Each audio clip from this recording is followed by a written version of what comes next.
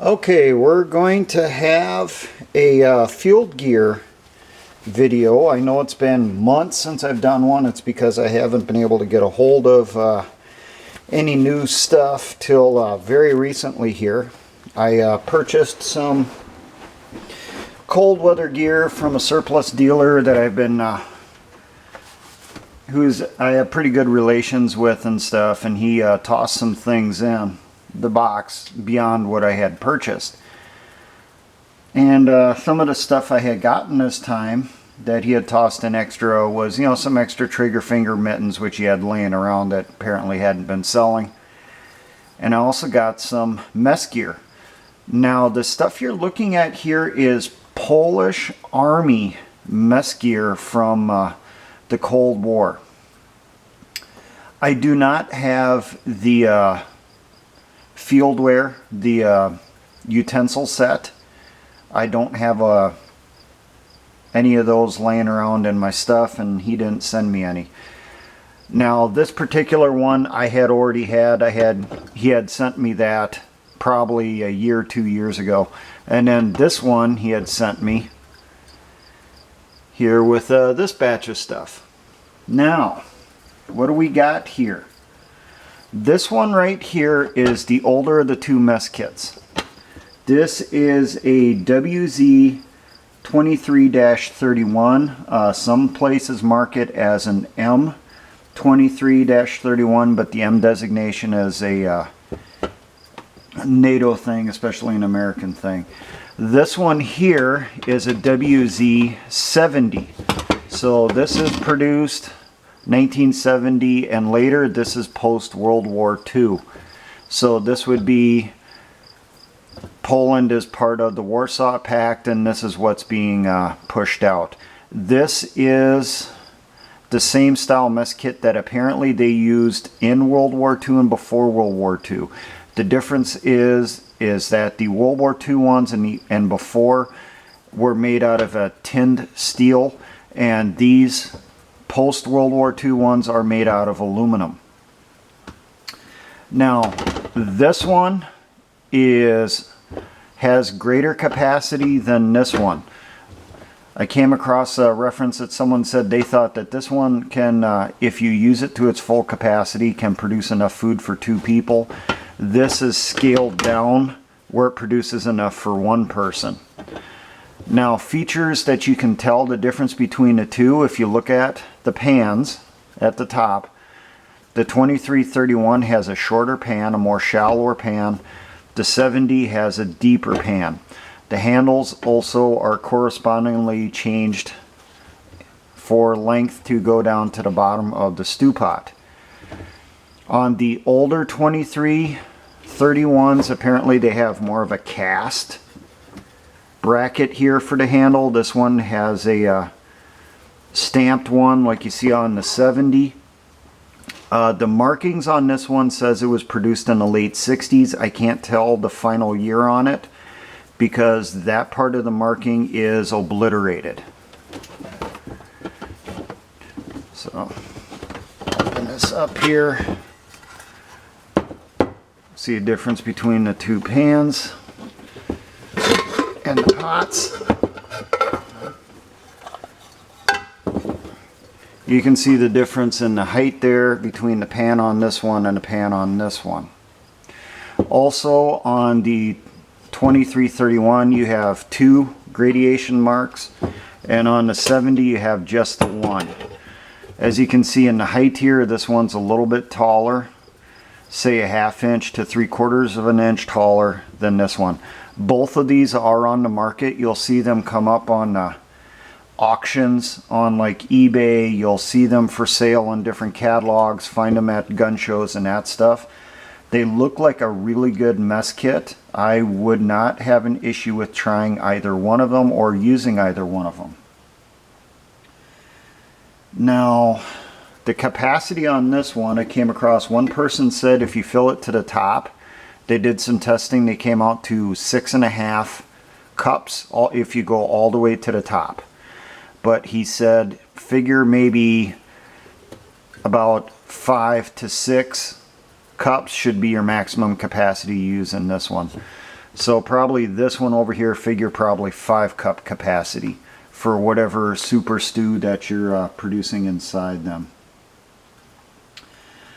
Some interesting features or neat features on this.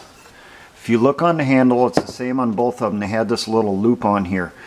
This loop is meant for having a stick put through it to hold it over a campfire farther away from your body, and you're not holding on to this aluminum handle, which will get hot and burn your hand fairly quickly. So that's a neat little feature. You know, get yourself a stick, put it in there, and you can hold it farther away. Now there are, and it's the same on both of these. This one has the same feature. The 70 has it also. Now also on the handle here, you have the loop here. You have a loop in back. That is for a carrying strap to hold the whole thing together going vertical. You have another loop right here. This is where a strap was run through to attach it to the rucksack or what other gear a person has on them. It's the same on the 70. They both had the same types of attachment points. They don't cost much. I have seen some places marking them up close to $20. That's not worth it. Unless you're getting a multi-pack of them, then $20 is reasonable. I've seen some places selling them for $7 to $9 a piece, which is pretty good. That's cheaper than a U.S. military mess kit. Now, the canteen. This apparently was the standard issue for the Polish Army all through the Cold War up until approximately 1990 or early 90s. The marking on this one says it was produced in 1951. The capacity on these is about 1 quart to 1 liter, and I was going to show you a US 1 quart for comparison. Give me a second here.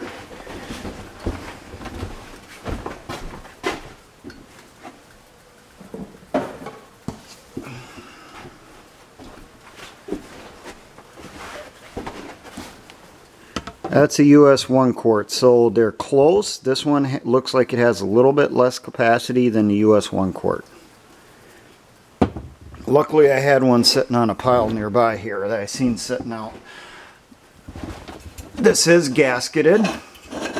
Some of these, which would be later production, have like a rubber gasket or disc in here. This is an older one, so it has a cork gasket in it. Now, this type of canteen, since it's all metal, you can put this on top of a fire, on top of a stove to heat its contents. So you could brew your coffee in here. One person I seen made the comment that the opening is so big you can almost cook soup inside here and use a spoon going in through the opening to eat the soup. Now, you could use this for water. What I'm thinking I'm going to do to this one, because it's so shiny, I do not have the carrier for it. The carriers that were made for these were made out of wool, and it had a couple hooks on it for attaching to the belt or the rucksack or the bread bag, depending on what year of issue. But I'm probably going to go through, I'm going to hit this with some probably some OD green spray paint to cover it up, and then this can be issued out to someone. They can use it as a canteen, or they can use it to carry cooking oil in. I'm one of those people that believes, you know, if you have the ability to take cooking oil to the field, you know, give it a shot. Use it while you can, and when you can replace the cooking oil through donations from civilians and stuff during the fight, you know, you'll have something that you can carry it in. But like I said, you can use this as a pot all in itself just to brew up some coffee. Put your coffee grounds inside, your water inside, and heat it up and brew it up. So, would I use it as my personal canteen? Probably not, just because I have access to USGI ones. Actually, the ones I have are the ones I used while I was in the military for the entire length of time from when I went from my first unit to my last unit. I went out and I bought my own canteens and I used them through every year that I was in. I only have had to ever replace one of them because I had lost it after we got back from JRTC. Never did find out what the hell happened to that canteen. So, but there you go. You know, some cheaper mess gear that you can find on the market. I know someone's going to ask a question, why do I show Eastern European comm block stuff? Because, you know, I do purchase a bunch of the East German stuff for adding to what they call in the Michigan Militia a 510 program, or what I sometimes call the Militia Supply Room, for handing out to people at the beginning of a conflict who do not have a complete list of gear, the complete packing list of what they're going to need.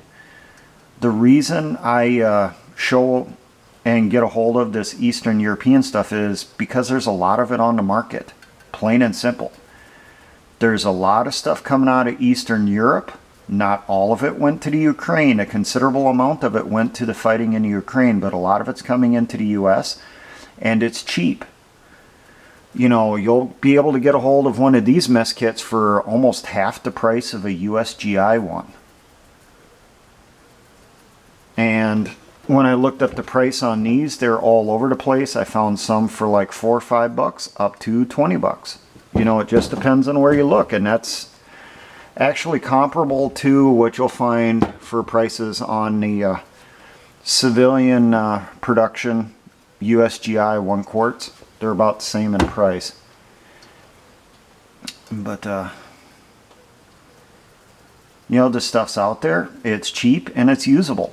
They used it for a long time. So get a hold of some, either for yourself, if you need cheap gear just so you have some stuff now and you'll replace it with better stuff later, this'll work. Or get a hold of some of this stuff. You know, it doesn't matter it's from a comm block country. It'll still work for passing out to someone who shows up with literally nothing. You know, maybe they have a bolt action rifle and some weird ass caliber and that's it. You know, they won't have a pair of boots, a uniform, or nothing. I will say this, one of the reasons why I mention mess gear so much is that is something that is seriously lacking here in the United States. Because remember, in the US military, we went to prepackaged rations a long time ago. And since the 1980s, they've been issuing MREs. So mess kits and that stuff got sold off. It's not being produced anymore. And a lot of veterans, you know, never used mess gear. They don't have it. They're used to the MREs. Well, we need to be prepared for producing our own food in the field, possibly from scratch. And stuff like this, you know, fills that role. I have quite a bit of mess gear that I get a hold of. Some of it is camping stuff. A lot of it is military surplus. And when things kick off and people don't have mess gear, you know, I can toss them a mess kit, I can toss them a cook stand, I can toss them some utensils, and if they need some canteens, I can toss them some canteens. So, it's one of those things that people do not think about for having for their spare gear for passing out for those 510 programs, as they say with the Michigan Militia. So, now for all my engineer brothers in the Patriot and Militia movements, always remember, essayons.